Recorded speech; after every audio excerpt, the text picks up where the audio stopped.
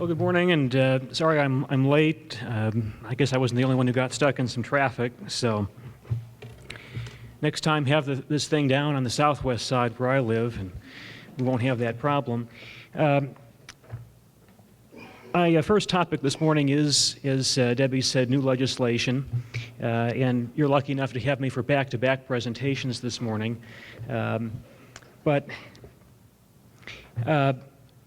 What I've got here is it's a lot like sausage making. So there's a lot of information here. I initially wanted to tailor this more toward new legislation that would affect auditors, but I understand that you guys like to get kind of a bigger picture. So this is a little bit more comprehensive. This focuses on a lot of new legislation affecting local government. If I talked about every single new bill, we'd be here for days. So I think these are kind of the highlights for local government units. Let's see, I guess. So this year was a short session. Every other session is a long session where the General Assembly prepares the budget. But there were over 400 Senate bills introduced and over 1,400 House bills introduced. And obviously only a handful from each chamber actually became law. And this flow chart here, I have to give credit to my colleague Dave Marusaris for putting this together. But this gives you sort of a 30,000-foot view of the process for making legislation. And if you compare that to the process for making sausage, I'll leave it to you to decide which is easier. But let's just go ahead and dive right into the material here. The first topic here concerns other post-employment benefits reporting. This was a part of the DLGF's legislative agenda. Under existing law, there was some confusion as to what local units had to do in terms of accounting standards to report this information. And we had this statute amended so that now basically the information reported is what DLGF prescribes, and there'll be more information coming out about this probably in a data division memo. But the purpose behind this change was to try and eliminate the need for expensive or complicated accounting methods for local units of government. And so this will hopefully remediate that problem. I don't know how impactful this is to you as auditors, but again, it may be something worth noting. That was kind of the only change for our data division. We'll move into assessment and billing. And first, we'll talk about exemptions. Now, my other presentation coming up is on the topic of deductions. And as you know, an exemption normally excludes a property from taxation and sometimes assessment. A deduction simply reduces the assessed value subject to taxation. So we'll first talk about exemptions. There was some legislative action on exemptions. The first is coming from Senate Enrolled Act 1. You probably heard about this in the papers or saw it on the news. There was some controversy surrounding this bill. But ultimately, it provides for two different county option exemptions. One is for business personal property with an acquisition cost under $20,000. The other option is for all new business personal property, and this is applicable starting July 1st, 2015. That's when this takes effect. This slide talks about the definition of business personal property. I'm not going to read it verbatim, but I will emphasize that it does not include mobile homes. Basically, with this exemption, this is for, again, business personal property with a total acquisition cost of under $20,000. This isn't by piece of equipment, it is total acquisition cost. And if the county wants to adopt this exemption, the Co-ed Council has to adopt an ordinance and hold a public hearing that's properly advertised. Copies of the ordinance are sent to DLGF and the county auditor. No personal property tax is returned, but the taxpayer does have to file an annual certified statement with the assessor, I think basically saying that their property remains eligible for the exemption. And if they don't, then they're subject to a $25 penalty. Now, if your county doesn't have a Co-ed Council for purposes of adopting this exemption, your county would have to have a body that has a composition similar to the Co-ed Council to adopt this particular exemption. Now, the other exemption, as I said, concerns new business personal property, and this is the definition for that term. New business personal property refers to property the taxpayer places in service after the ordinance is adopted or after a date specified in the ordinance. That's the ordinance that establishes the exemption. And the property cannot have been previously used in Indiana before acquisition. And similarly, the COA Council has to adopt an ordinance following a properly advertised public hearing. Copies of the ordinance are sent to DLGF and to the auditor. This exempts all new business personal property and business personal property already placed in service or previously used in Indiana as of the adoption date or the effective date is still taxed. The COA Council may repeal or amend the ordinance, but any business personal property that was exempt due to the ordinance remains exempt. No application or personal property tax return is required. All right, moving on. This is another exemption. This is a new one, and this is for early childhood education providers. This is for providers of education services to children 4 and 5 years old.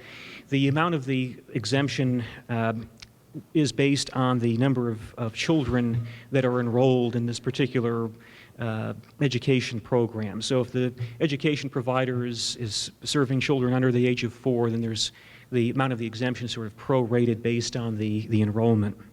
I'm not going to get too deep in the weeds on this one, but before you all decide to run out and get your 4-year-old grandkids and teach them the alphabet in your basement and try to claim an exemption, there are some restrictions here. This only applies to certain education providers that meet these level 3 or 4 paths to quality and have other certifications and so forth. Again, this is probably more of an assessor, PETA BOA type issue, but it is something worth noting. Now, we move to a topic that will probably warp your minds a little bit, certainly warp mine, but we come to House Enrolled Act 1266 and the Senate Enrolled Act 420 regarding the handling of exemptions. Now, as part of our legislative agenda, we wanted to make the statute explicitly clear as to how exemptions are handled. If property receiving an exemption is sold, it's transferred, or its use is changed, what happens to the exemption following that change in use or ownership?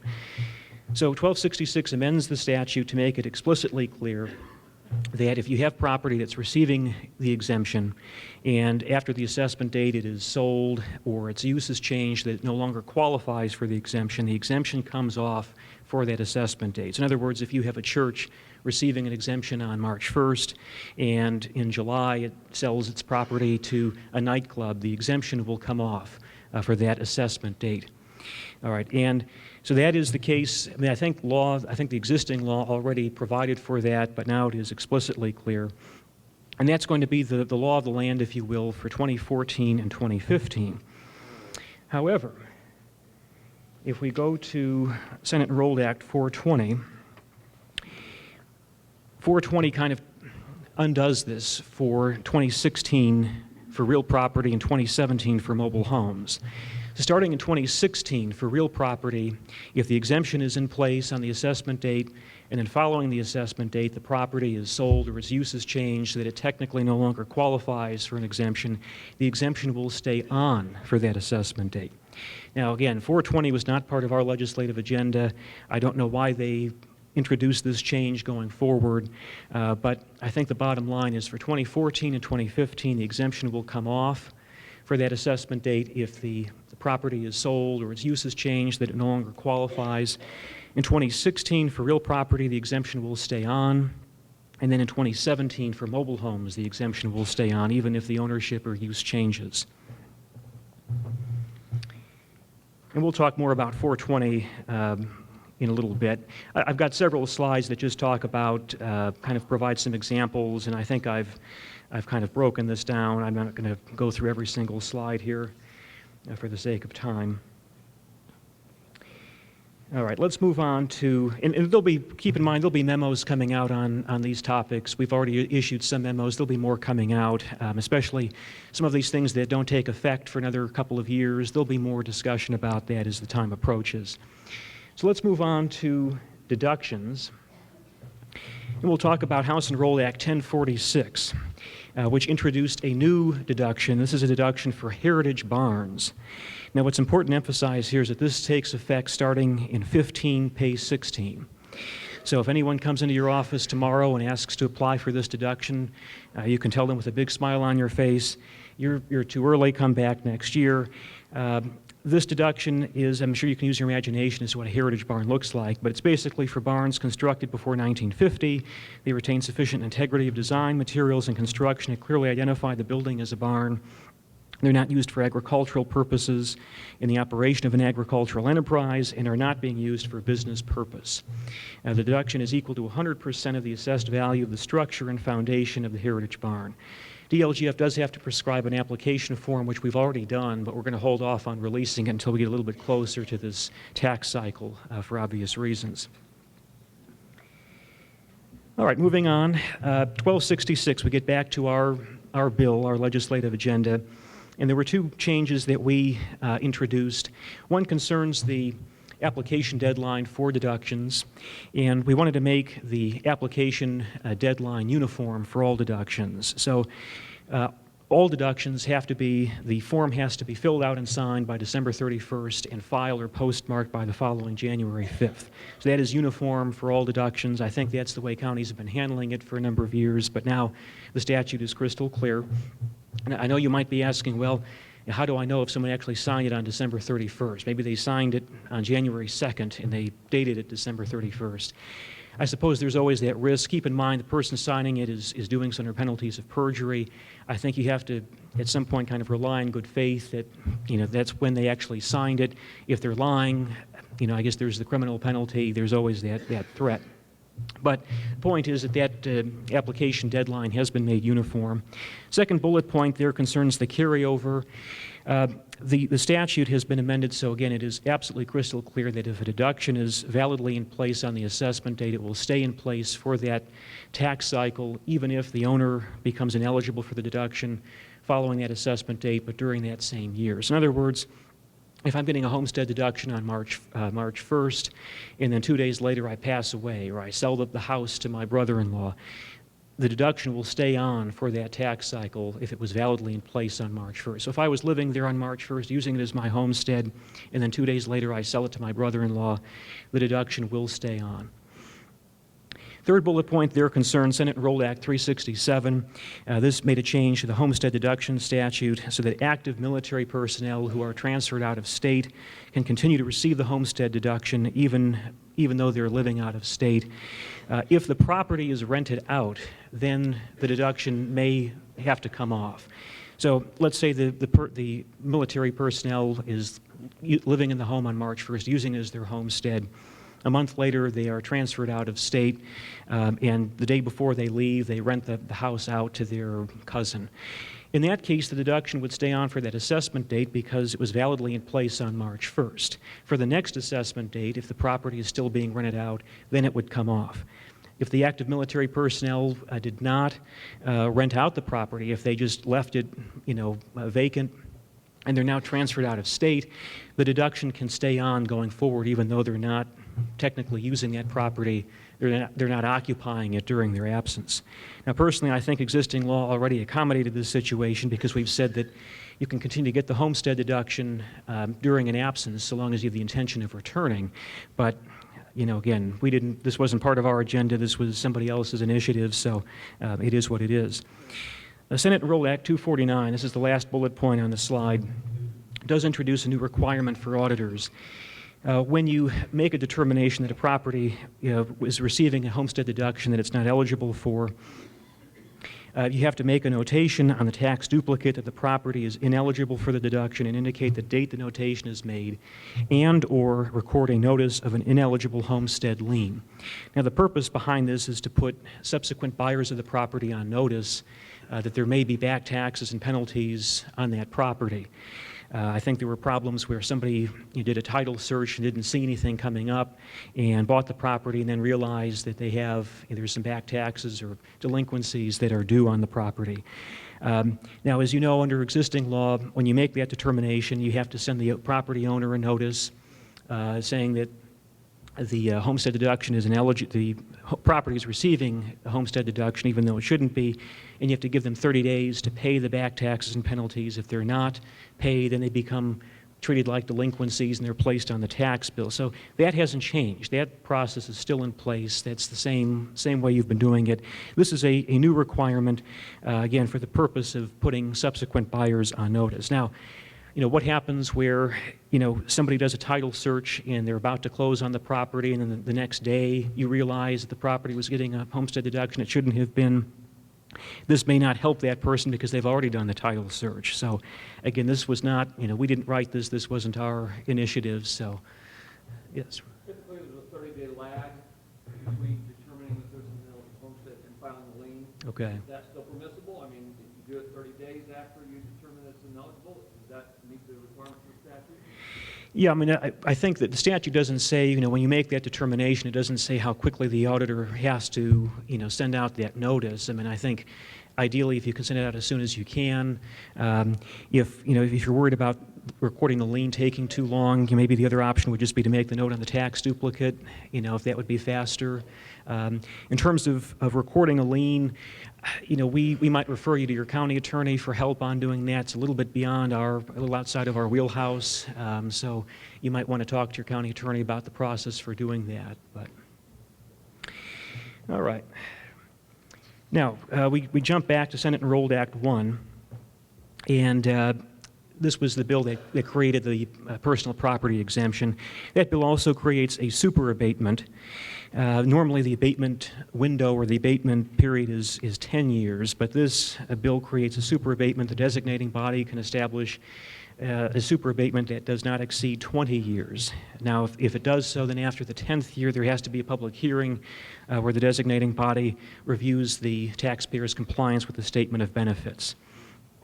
Again, this is probably not something very relevant to auditors, but I am mentioning it. Moving on to tax caps. Senate Enrolled Act 367 amended the term residential property so that it now includes a single-family dwelling that is under construction in a land not exceeding 1 acre in which the dwelling will be located. I think under existing law, I believe that would have received a 3% cap, but now it's subject to the 2% cap. The term does not include real property that consists of a commercial hotel, motel, inn, tourist camp, or tourist cabin. So that property, I believe, would receive a 3% cap. Now, keep in mind, I think in some cases, the owner of the motel may actually live in the motel, live in one of the rooms. I think that, in that case, that person could probably still get the 1% for just that portion of the motel or hotel that he lives in because he's actually using it as his homestead. I don't think that's changed, but otherwise, normally, hotels and motels would get the 3% cap. Moving on to utilities. This was part of our legislative agenda, and again, I don't know how relevant this is to you, but basically what we wanted to do was make the filing process a little more streamlined and to kind of provide a little more flexibility. So the filing deadlines, this is for public utility, property tax filings with the DLGF.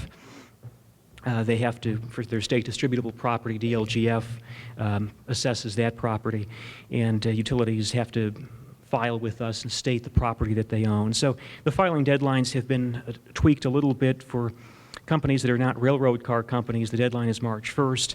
For railroad car companies, it's now July 1st. We're not providing any extensions anymore like we used to. The public utility company can file can file an amended return within 60 days of filing a valid and timely return. And this, again, is to correct errors and just to provide more flexibility to the utilities so that we're getting the most accurate information possible. Failure to file a timely statement, the penalty is still $100 per day, but it's been capped at $1,000. And then finally, in cases where the public utility doesn't file anything with us and we have to make an assessment for them, if they file a statement within 1 year of our assessment, we can go back. We have the option of going back and amending our assessment based on their return. Soil productivity factors. The factors used for the March 1st, 2011 assessment date are to be used for the March 1st, 2014 assessment date. New factors have to be developed for next year. Now we come to assessment appeals. And what I'm going to do is I have several slides on this, but I'm going to move forward to this chart because I think this is probably the most relevant. And I have to apologize. I think the chart in your handout, I think we subsequently made a couple of tweaks, so I do apologize for that. And if you want a copy of this, you can contact me and I can send you a copy, or maybe if I send one to Tammy and Debbie, if they can email it out to you if you're interested. But basically, Senate Enrolled Act 266 made some changes to the burden of proof in assessment appeals. So this is if a taxpayer appeals his or her assessed value, who carries the burden of proof? Basically, who has the responsibility to make the case that this assessed value is correct? So in light of 266, this is kind of the the path that you have to take. The initial question you ask is is the assessment the subject of a current appeal? If yes, the next question you ask is, was the gross assessed value reduced by the assessor in an appeal for the prior tax year? And depending on how you answer that, you either go down the left side or the right side.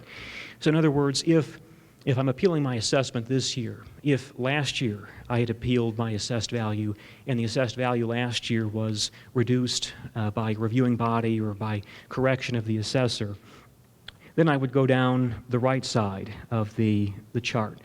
The next question I would ask is, was the property assessed using the income capitalization method?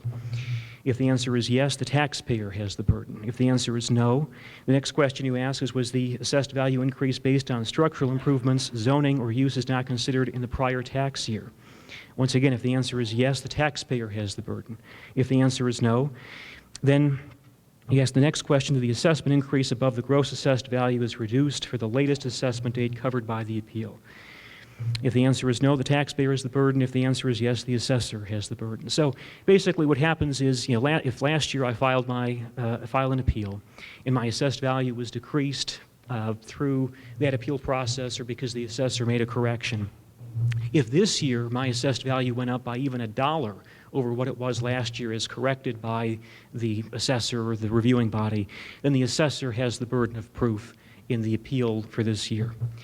Now, if we go down the other track, okay, go down the left side is for situations where I did not have an appeal last year and my assessed value was not reduced or adjusted by the assessor or the reviewing body.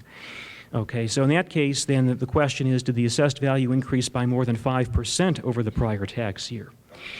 If the answer is no, the taxpayer has the burden. If the answer is yes, once again we have to ask, was the assessed value increase based on structural improvements, zoning, or uses not considered in the prior tax year? If the answer is no, the assessor has the burden. And then we go to the next slide. If the assessor has the initial burden and fails to meet it, the burden passes to the taxpayer. If the taxpayer fails to meet the burden, the assessed value reverts to the assessment for the prior tax year. So again, if I'm appealing this year, and last year I did not have an appeal, my assessed value was not adjusted last year, the question then is, did my assessed value for this year increase by more than 5% over last year's assessed value?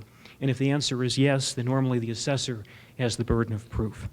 There are those caveats about, was the assessed value increase based on structural improvements, zoning, or uses not considered?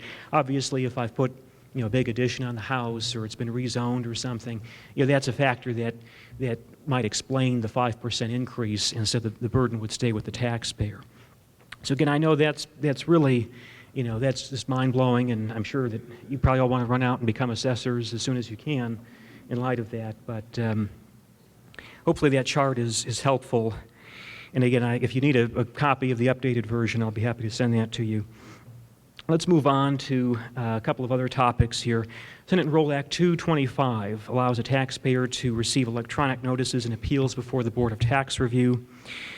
1266, this was the DLGF bill. This was kind of tacked on to our bill, and I think it's a good change here, Section 19. And this is something that you'll find valuable. The correction of error appeal, the window for filing a correction of error appeal is now set within 3 years after the taxes were first due. You might recall there was a tax court decision not too long ago that basically said that a person could file a correction of error appeal going back to the beginning of time. And so a lot of taxpayers got excited and thought, ooh, I'm going to run out and file 20 years of appeals and get, $30,000. Well, even in light of that tax court decision, in terms of getting a refund, okay, the statute governing refunds was still set at 3 years. So you had this weird thing where you could file a correction of error appeal going back 20 years, but if you wanted a refund, you were stuck with a 3-year window. So General Assembly came along and now has set a 3-year window for filing the correction of error appeal. So again, if you want to file a correction of error appeal, you've got a window of 3 years within the taxes, when the taxes were first due, and that same window applies to requesting a refund. And that was effective upon passage. So hopefully that will, kind of treat things uniformly now for correction of error appeals. House Enrollment Act 1318, This bill said a lot of things, but I think what's probably most relevant here is this first bullet point. All candidates for county assessor or township assessor must attain a level 3 assessor appraiser certification before taking office. Currently, candidates have to obtain a level 3 certification before running for office. I think that's probably the most relevant change. There were some other things that, again, if you try to get into the technicalities of the law and apply the language literally, I'm not sure that some of these things work, but I think that this first bullet point is the most important and might affect you if any of you decide to run for assessor. And this next slide talks a little bit more about 1318. I'm not going to get too deep in the weeds on that one. Let's move on to 1234. This bill addressed assessor appraiser matters. Again, this is more of an assessor issue, I think, than an auditor issue. But this concerns a certification to be an assessor or to be an appraiser. 1234 makes some changes to the composition of the PTABOA. This is the Property Tax Assessment Board of Appeals. This is the county level body that hears appeals of assessed values or the denial of a deduction. And as you know, the commissioners and the county council each get to appoint certain members to the PTABOA. And the county commissioners have had the ability to waive the requirement that the people it appoints have a level 2 or 3 assessor appraiser certification. Now, because of 1234, the county fiscal body, the county council, can also waive that requirement. And this is intended to kind of broaden the pool from which people can be selected to sit on the PTABOA. Another point here, the third bullet point on the slide, an employee of the township assessor, county assessor, or an appraiser may not serve as a voting member of a PTABOA in a county where the employee or appraiser is employed. And obviously that's to prevent conflicts of interest. Now again, because of the limits of time, I'm not going to go through each of these subsequent slides in great detail. This again is more germane to assessors. Basically, certain ethics and other types of conduct requirements and prohibitions have been set into the Indiana Code. We already had some things in the administrative code, but now a lot of that was put into the Indiana Code. And that's basically what 1234 did, is to enhance ethics requirements for assessors and assessor appraisers. And to make sure that you're still awake and alive out there, I have a little bit of General Assembly trivia. Which of these was not a bill introduced this past session? A bill on industrial hemp, a bill on feral cats, a bill on removing wild animals from airport runways, a bill for drug testing for state legislators. Any guesses, any takers? Trick question. They were all introduced. So our tax dollar is hard at work. I will note anecdotally that the bill that would require drug testing for state legislators did not make it out of committee. All right, so we have a few more slides on 1234 and also Senate Enrolled Act 421. Again, these bills address the ethics requirements for assessor appraisers. Local assessors have to adhere to USPAP. This is the Uniform Standards for Professional Appraisal Practice. And again, the statutory standards have been laid out in the Indiana Code. Again, I'm going to, for the sake of time here, I'm going to skip through a few of these things here. On this slide here, let's see, DLGF may revoke, oh, wait a minute, I'm sorry, let me just skip through to the topic of tax billing. This is something that I think is probably more important or of greater interest to you, and this is also coming out of 1234. But starting with the 14 pay 15 cycle, tax bills will be mailed at least 15 business days before the first installment date. And again, this is for 14 pay 15, not 13 pay 14. So the tax bills that have already gone out are not affected by this. This is for next year. But again, currently it's just 15 days, 15 calendar days. Going forward, it's going to be 15 business days. So I think this would mean if the first installment is due May 10th, the bill would have to be mailed by April 20th. Now, one thing to keep in mind is state holidays, such as Good Friday, which could fall within that window. And I know some county offices by custom are closed on Fridays. So I think if there's an official state holiday, then I think you might have to get the bills sent out a little bit sooner. I think DLGF is probably going to suggest mailing by April 18th, just to be safe. in terms of county offices being closed by custom on a Friday, I mean, if Friday is the last day you have to get the bill out to meet the 15 business day requirement and you're normally closed on Friday, then I would say you'd probably have to mail it out the day before, that Thursday. So you'd have 15 business days. If the last day the bill has to be mailed out to meet that 15 business day window is Thursday and you're closed on Friday, I think you can mail it out Thursday, and I think that Friday can count toward the 15 business days. You may want to, I've copied some statutes here, and you may want to talk to your county attorney about this piece of legislation and work with your county attorney to figure out, in light of, again, if your county is closed on a particular day, picking out, making sure that you've got the right day selected. And again, that's for 14 pay 15. Now, I told you we'd talk again about Senate Enrolled Act 420, and I think the biggest news out of this bill is a change in the assessment date. The assessment date is moving. Now, again, it's very important to emphasize, for real property, the assessment date is moving to January 1st, 2016. All right, so for 14 and 15, the assessment date is the same as it's been. Starting in 16, the assessment date is moving to January 1st. For mobile homes, the assessment date is moving to January 1st in 2017. So for 14, 15, and 16 for mobile homes, the assessment date is the same as it's been. For 2017, it is moving. So that's kind of the big news out of 420.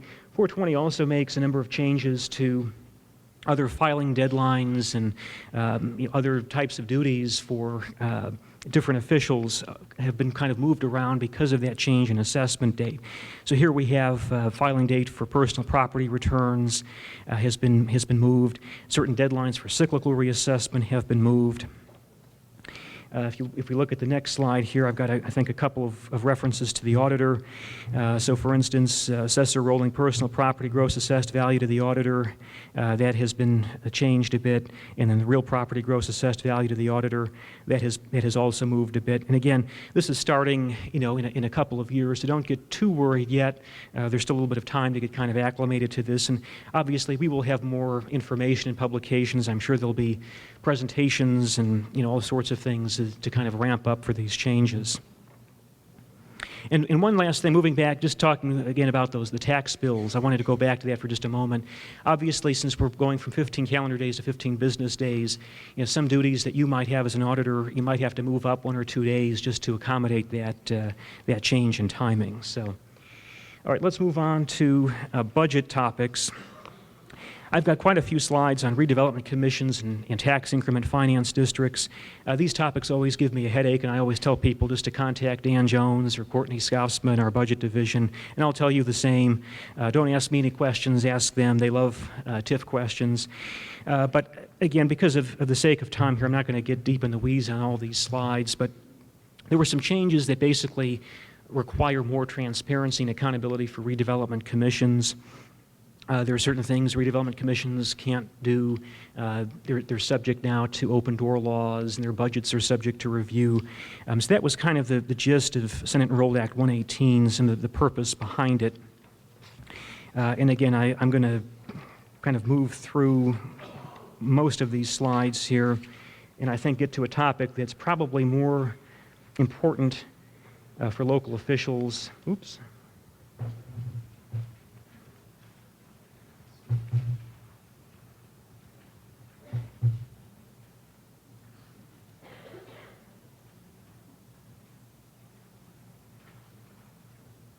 Okay. Sorry about that. The topic of advertising and penalties. This is for budget advertising, and this was a part of our legislative agenda. As you know from your own experiences, there have been issues with publishing budget ads in newspapers. There's always problems with typos and timing issues and all sorts of things. You're kind of at the mercy of the newspaper to a degree. So what DLGF wanted to do was to try to transition away from newspaper publishing for budget ads to an online publishing method. And what's going on now for 2015 budgets is that units will still have to publish in newspapers for the 2015 budgets, but this will be the last year that they have to do that. So again, this is what you'd be advertising this year, 2014, for your 2015 budget. So one more time, you have to publish in newspapers. This will be the last year you have to do that.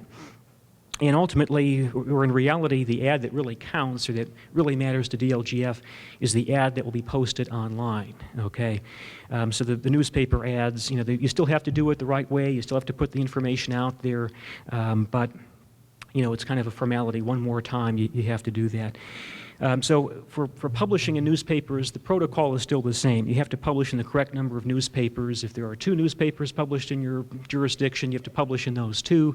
If there's only 1 published in your jurisdiction, you publish in that one. You have to publish twice. The first ad has to be published at least 10 days before the hearing. The second one has to be published at least 3 days before the hearing. The ads have to be at least 7 days apart. The first ad has to be published by September 13th. Second ad has to be published by September 20th. All right, so that hasn't changed. That's the way it's been for the last couple of years. I think what's new now is that units will have to submit the same information to Gateway by September 13th. And taxpayers will be able to go to Gateway and punch in their address, and all the budget ads that apply to that particular address will pop up.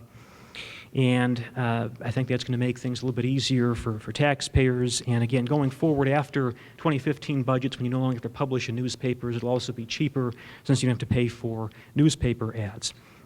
Now, the submission to Gateway has to occur by September 13th, and DLGF will be prescribing the method for doing this. We'll be having more information coming out for sure, with budget workshops coming up in the summer. So this is not the last you'll hear about it. There'll be more information forthcoming. DLGF also has to establish a telephone number that taxpayers can call to request hard copies of the budget ads. So for those who may not have internet access or don't know how to use Gateway, they can call that number and we'll mail them the hard copies. Now, one thing for counties to keep in mind is that in 2014 and 2015, all right, so this would be for the 15 and 16 budgets, counties have to publish an ad, which the DLGF will prescribe, that lists the Gateway address and that telephone number. And the purpose for that ad, again, is to start transitioning taxpayers over to Gateway and to give them that phone number.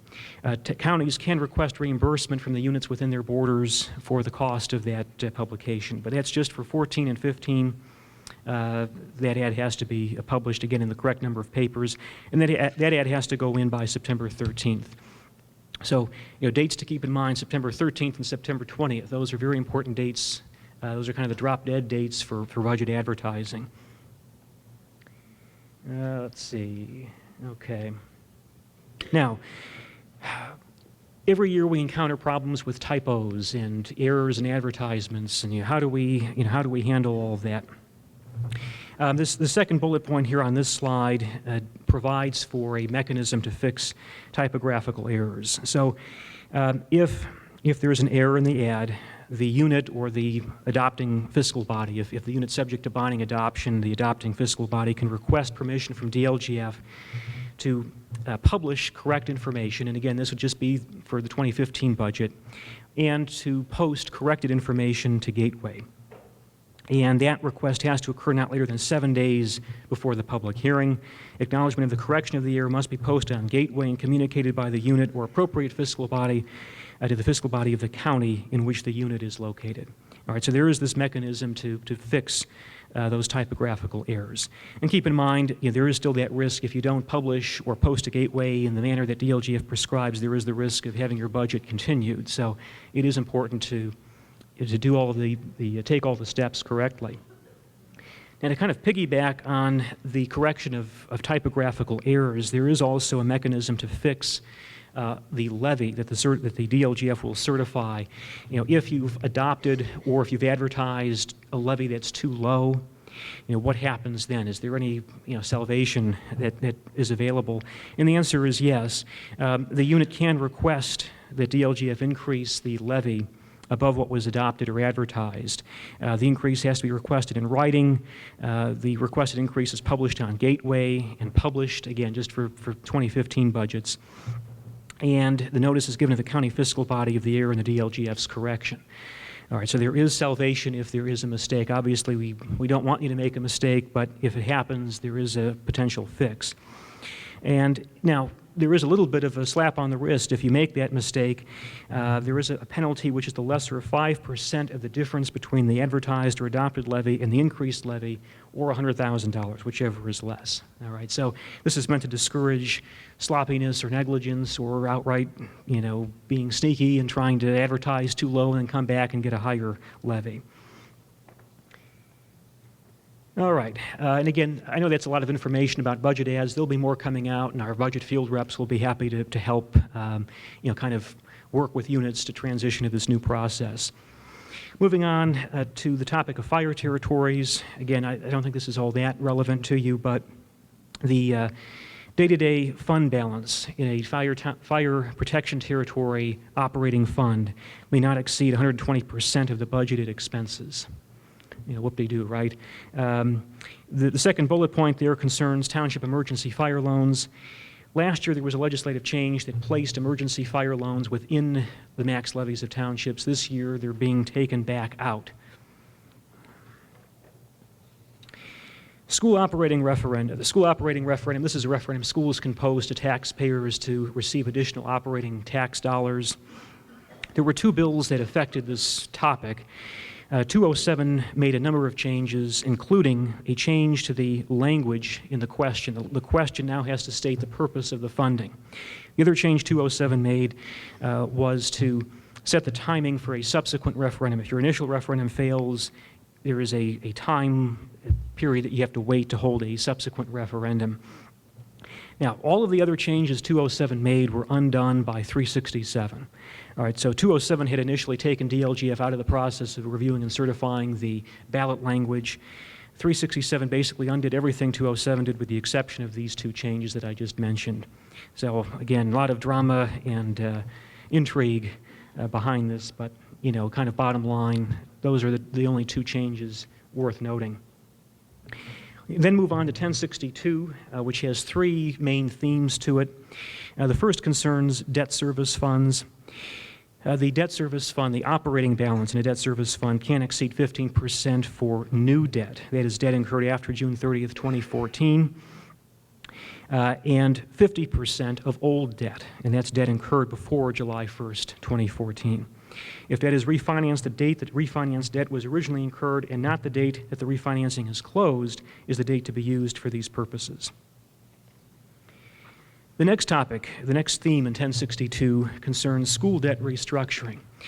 And this is something that schools with a certain circuit breaker impact may be able to take advantage of. Basically, you're extending the life of debt to try to have some relief in the short term.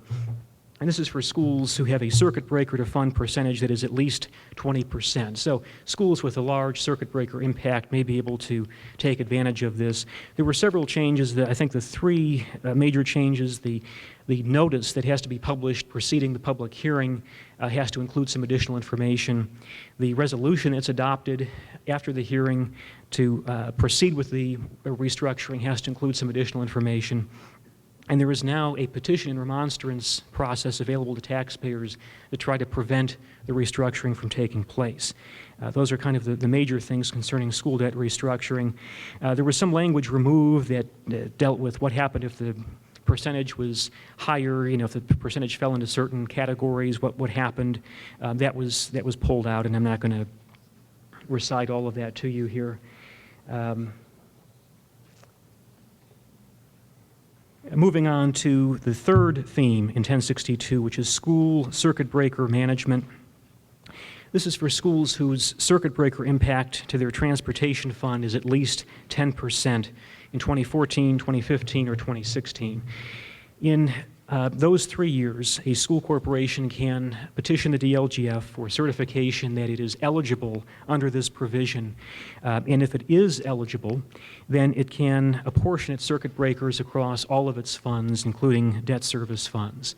And the purpose behind this was to just provide schools with a little more flexibility if they've been hit hard with circuit breakers. The schools have to petition us by May 1st, or before May 1st, I should say, and then we have to certify not later than June 1st of the year. So the deadline for 2014 has passed. I think we received maybe 90 petitions or so. But again, that's just for 14, 15, and 16.